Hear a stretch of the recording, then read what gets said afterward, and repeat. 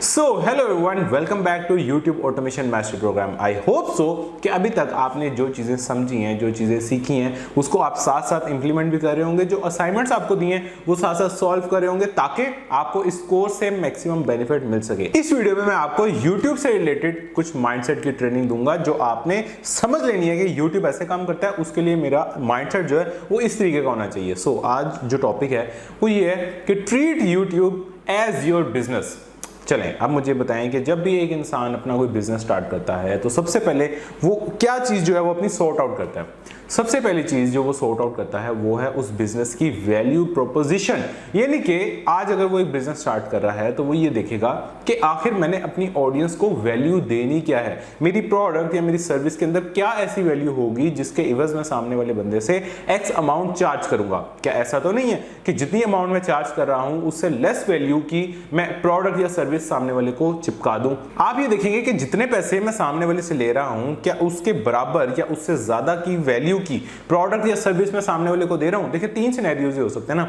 आप सामने वाले से 100 रुपए लें और उसको 20 रुपए वाली चीज जो है ना वो धोखे से किसी से बेच दें, या आप सामने वाले से 100 रुपए लें, आप 100 रुपए के इवज उसको कोई चीज बेच दें। या क्या हो सकता है कि आप लें 100 रुपए लेकिन जो आप प्रोडक्ट सर्विस दे रहे हैं उसकी वैल्यू कम से कम 110 है या 120 है या 115 है, तो सामने वाला तो और खुश नहीं होगा तो और क्या होगा। तो अब इसको यूट्यूब से हम कैसे रिलेट कर सकते हैं? हम ऐसे देखेंगे कि यार अगर सामने वाला अपने 20 मिनट मुझे दे रहा है, अपने 5 मिनट मुझे दे रहा है, अपने 10 मिनट मुझे दे रहा है, जितना भी टाइम वो मेरे चैनल पे आके स्पेंड कर रहा है उसके इवज सामने वाले को वैल्यू क्या मिल रही है, उसको क्या सीखने को मिल रहा है, या वो एंटरटेन हो रहा होगा या फिर वो एजुकेट हो रहा होगा। अगर इन दोनों में से कुछ भी उसको नहीं मिल रहा, दैट मीन्स उसका टाइम हम वेस्ट करें और वो दोबारा हमारे चैनल पे आके हमारा कोई कंटेंट वॉच नहीं करेगा। तो सबसे पहले हमने अपनी वैल्यू प्रोपोजिशन निकालनी है कि हमने कितने टाइम में कितनी वैल्यू सामने वाले बंदे को देनी है और वो वैल्यू होगी क्या। उसके बाद दूसरी चीज जो एक बिजनेसमैन सॉर्ट आउट करता है वो ये करता है कि मेरे जो प्रोडक्ट है या जो मेरी जो सर्विस है उसके अंदर मेरी यूनिक सेलिंग प्रोपोजिशन क्या होगी। यानी मेरी सर्विस या प्रोडक्ट में एक यूनिकनेस होनी चाहिए जो अगर मेरे सामने या मेरे साथ पे एक और दुकान भी आके खुल जाए तो वो चीज ना प्रोवाइड कर सके जो चीज मैं प्रोवाइड कर रहा हूं। आपने बेतहाशा ऐसी प्रोडक्ट्स देखी होंगी, आपने बहुत सी ऐसी सर्विसेज अपनी आसपास मार्केट्स में देखी होंगी जो स्टैंड आउट कर रही होती हैं जस्ट बिकॉज कि उसमें कोई ना कोई यूनिकनेस होती है। अब यूट्यूब से कैसे रिलेट करेंगे? आपके चैनल पे सामने वाले को कुछ यूनिकनेस मिलनी चाहिए, फिर चाहे वो आपकी कम्युनिकेशन स्किल हो, आप तो नहीं ऑब्वियसली होंगे, जो आपका वॉइस ओवर है वो किस तरीके से चीजें समझा रहा है वो यूनिक हो सकता है, आपका जो स्क्रिप्ट है वो बाकी सबसे बहुत नेक्स्ट लेवल होता है, या आपकी जो एडिटिंग है वो इतनी आला होती है, वो इतनी इंगेजिंग होती है कि यार जो भी वीडियो शुरू करता है वो कहता है कि यार ये वीडियो मैं एंड तक देख के ही जाऊं तभी मजा आएगा। या ऐसा हो सकता है कि आपके जो थंबनेल्स हैं वो इतने अट्रैक्टिव हैं और इतने यूनिक हैं कि उस जैसा थंबनेल बनाने के लिए भी एक बंदे को बड़ा सोचना पड़ेगा कि यार ये आखिर कैसे बनते हैं। या फिर आपकी जो कंसिस्टेंसी है वो इतनी नेक्स्ट लेवल है कि एक बंदा सोच भी नहीं सकता कि यार मैं इतनी वीडियोस इतने टाइम में कैसे अपलोड करूं जैसे ये वाला बंदा कर रहा है। तो इनमें से किसी भी तरीके से you have to maintain your uniqueness. आपको यूनिक रहना है जिस तरह से हर बिजनेसमैन अपनी प्रोडक्ट सर्विस को यूनिक बनाता है। उसके बाद तीसरी चीज जो हर एंटरप्रेन्योर के ज़हन में होती है और उसने उसको सॉर्ट करना होता है वो है इन्वेस्टमेंट।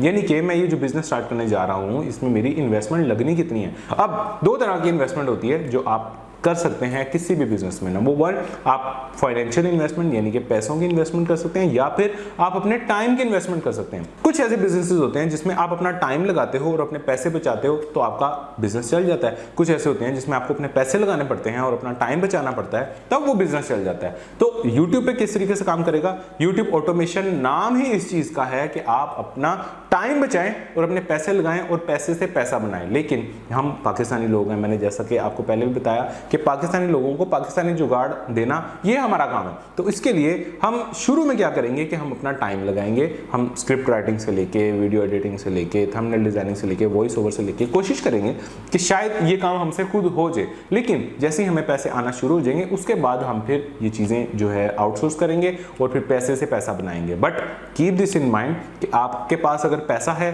तो आपको पैसा लगाना पड़ेगा तभी आपका टाइम बचेगा। अगर आपका पास पैसा नहीं है तो आपको टाइम लगाना पड़ेगा तभी आपका पैसा बच सकेगा। आई होप सो कि आप इन चीजों को नोट कर रहे होंगे। ठीक है, 3 पॉइंट्स मैंने आपको बता दिए। इसके बाद जो नेक्स्ट पॉइंट है वो ये है कि आपको यहाँ पे रेगुलर टाइम देना पड़ेगा। कोई भी एक इंसान फॉर एग्जांपल जो शॉप अपनी ओपन कर लेता है, वो ऐसा नहीं करता कि अच्छा आज चला गया, कल चला गया, परसों चला गया, लेकिन उसने उससे अगले दिन छुट्टी कर ली। किसी ने पूछा क्यों?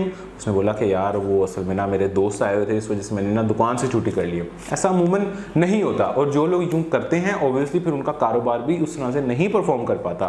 सो यूट्यूब पे भी इसी तरह से हमें कंसिस्टेंसी चाहिए, इसी तरह से हमारी अटेंशन यहाँ पे होनी चाहिए जिस तरह से किसी बिजनेस में एक इंसान की इनिशियल स्टेजेस पे होती है। तो ये आप अटेंशन देंगे, रेगुलर टाइम देंगे, तभी आपको रिजल्ट्स मिलेंगे। इसके बाद अगली चीज़, you have to be patient.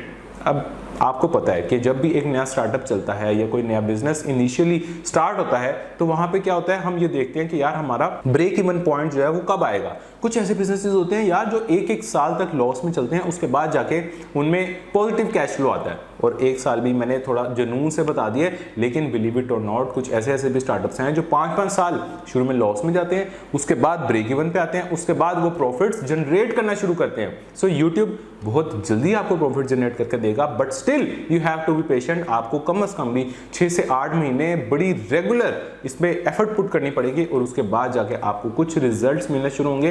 And obviously इसके लिए एक रूल है, वो ये है कि हमें थोड़ा सा पेशेंस तो दिखाना ही पड़ेगा। सो अगला और लास्ट जो इंपॉर्टेंट चीज़ है वो ये है कि हर बिजनेस में अगर उसको आपने ग्रो करना है तो उसका एक रूल होता है। रूल ये है कि आप जो भी बिजनेस से कमा रहे हैं, आप उसको अगर खर्च कर देंगे तो आपका बिजनेस वहीं का वहीं रह जाएगा, वो मजीद ग्रो नहीं कर सकेगा, वो स्केल नहीं कर सकेगा। अगर आपको उसको स्केल करना है तो आप उसे जो कमा रहे हैं कोशिश करें इनिशियली वो सारा उसमें री इन्वेस्ट करें, ताकि वो फले फूले और फिर आप एक टाइम आए जब आप उसमें से पैसे निकालना शुरू करें। सिमिलरली यूट्यूब पे भी इंशाल्लाह जब आपको आपकी इनकम लाना शुरू होंगी, आपको अभी मैं आपको बताऊंगा कि यूट्यूब से इनकम लेके आने के भी कम से कम 9 तरीके हैं। तो उन 9 में से किसी भी तरीके से आपकी इनकम आना शुरू हो रही है तो आप कोशिश करें वो उसमें री इन्वेस्ट करें। आपका एक चैनल है, उस एक चैनल की क्वालिटी को बेहतर करें, अपना टाइम बचाएं और चीज़ों को आउटसोर्स करना शुरू करें। चीज़ें आउटसोर्स भी हो गई हैं, क्वालिटी अच्छी भी हो गई है, दूसरा चैनल खोल लें, उस पर सारा अपना पैसा लगाएं, 2 चैनल्स बिल्ड कर लें, उन 2 चैनल्स की इनकम से 2 और चैनल्स खोलें।